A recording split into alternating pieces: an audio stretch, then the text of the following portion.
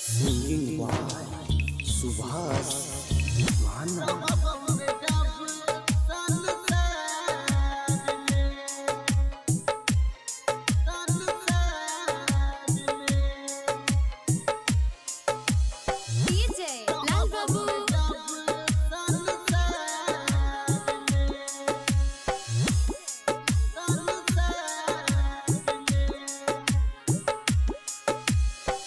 जैसा दिल तोड़ी के हमारा तू छोड़ी के कमी के लिए बोल प्यार में।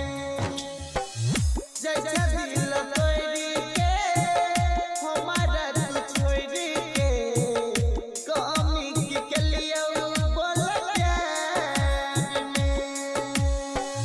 हमरे खातिर एक दिन कोना पगली हमरे खातिर एक दिन कोना बैग पगली।